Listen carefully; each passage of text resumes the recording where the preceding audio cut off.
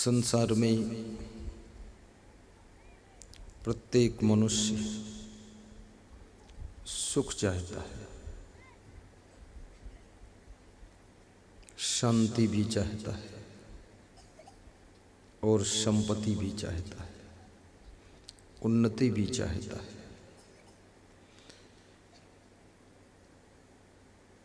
नाम भी चाहता है,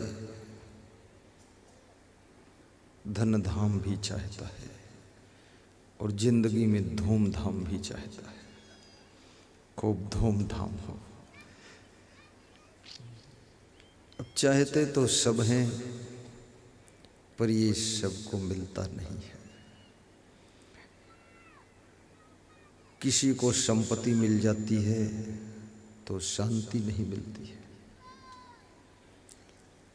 सुख नहीं मिलता है। किसी को शांति मिल गई तो धन नहीं है, घर भी ठीक नहीं है, और किसी को घर ठीक मिल गया तो घरवाली ठीक नहीं है।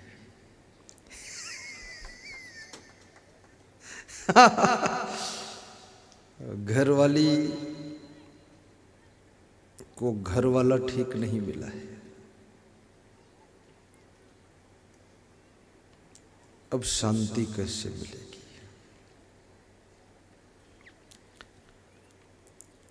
कितने लोगों के पास में बुद्धि भी कम है, हर काम उल्टा करते हैं, हर बात भी उल्टा बोलते हैं। जहां नहीं बैठना चाहिए वहीं जाकर बैठते हैं, जहां नहीं खड़े होना चाहिए वहां खड़े रहते हैं, और जिससे बात नहीं करना चाहिए उससे भी बात करते हैं। जो नहीं खाना चाहिए वही सब खाते हैं,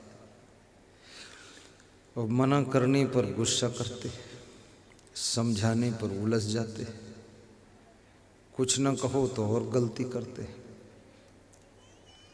कुछ समझा दो नाराज होकर 3 दिन मुंह नहीं बोलते। ये समस्याएं।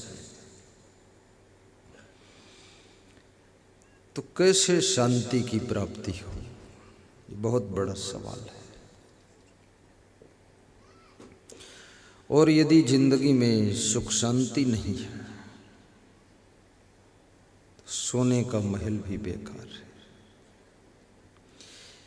परंतु जब जब तुम दुखी होते हो, जब जब अशांत होते हो, तो अपनी अशांति और दुख का कारण तुम दूसरे के ऊपर थोप देते हो। कभी तुमने ये नहीं कहा है कि मैं मेरे कारण अशांत हूं, मैं खुद के कारण दुखी हूं। कभी कभी तुम अपने माता पिता को कारण बताते हो कि मेरे माता पिता बुद्धिमान नहीं थे, इसलिए मेरी जिंदगी सब दुखी है।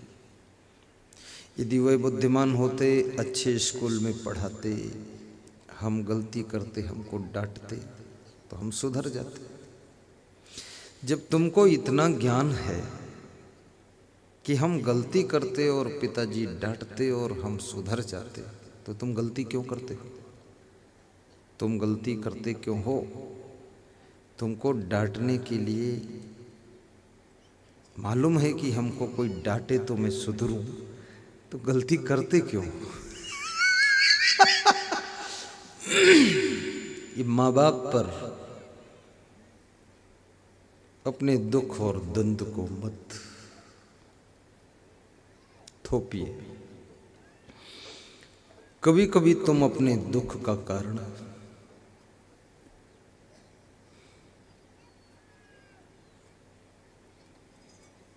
अपने आसपास के वातावरण पर थोपते हो कि हमारे आसपास में जो लोग थे वो ठीक नहीं थे, इसलिए हम बिगड़ गए।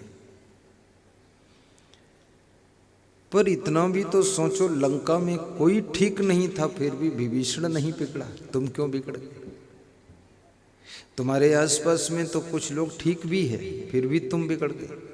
और अयोध्या में सब ठीक थे, फिर भी वहां मंथरा बिगड़ी हुई थी और उसने कैकेयी को बिगाड़ दिया।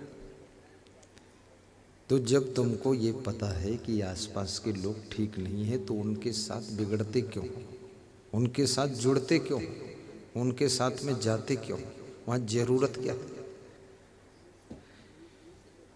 गांव में लेटरिन पड़ी है सड़क किनारे, लेटरिन थोड़े कुत्ते को बुलाती तू आ मुझे चाट, खुद ही सूंघते सूंघते ढूंढते ढूंढते पहुंचता हो चाटता। तो समाज में, वातावरण में, आसपास में सब गंदगी है, गंदे विचार है, गंदे लोग हैं।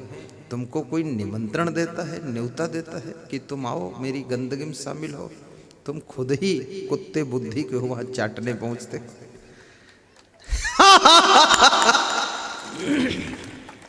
अब ये बुद्धि अपनी भ्रष्ट है। उसी गांव में हमारा जन्म हुआ, हम महान संत हो गए। उसी गांव में और भी बच्चों का जन्म हुआ, महान नालायक हो गए। गांव वही, अरे गांव छोड़ो, घर वही। उसी घर में, उसी मिट्टी में गुलाब के फूल खिले और उसी मिट्टी में गेहूं उगा हुआ है, उसी मिट्टी में गेंदा खिले, उसी खेत में बबूल उगे हुए हैं। खेत थोड़े कुछ कर रहा है, खेत में तो उगाने की क्षमता है। अब जो जिस चीज का बीज उसमें पड़ गया वही तो निकलेगा वहां से। तो आपके अंदर संस्कारों का बीज गलत पड़ा हुआ है, इसलिए माँ बाप पर गलती मत थोपिए। जो लोग बाजार में दूध भी बिक रहा है, दारू भी बिक रही है, और सभी लोगों को कोई जंजीर में बांधता नहीं है, खुला छूट है, बाजार जाते हैं। कोई दूध की दुकान पर जाकर खरीद रहा है, कोई दारू की दुकान पर खरीद रहा है। ये किसने भेजा वहां तुमको? ये तुम्हारे अंदर जो इंटरेस्ट है, जो तुम्हारे अंदर चाहत है, तुम वहां पहुंच जाते हो। ऐसे दुनिया में कुसंगत भी है, सत्संगत भी है, अच्छे लोग भी हैं, बुरे लोग भी हैं, लेकिन तुम्हारे अंदर जो संस्कार है उसी के साथ में तुम जाकर जुड़ जाते हो। तुमको कहीं भी छोड़ दिया जाए तुम वही ढूंढोगे जो तुम्हारे अंदर की चाहत है।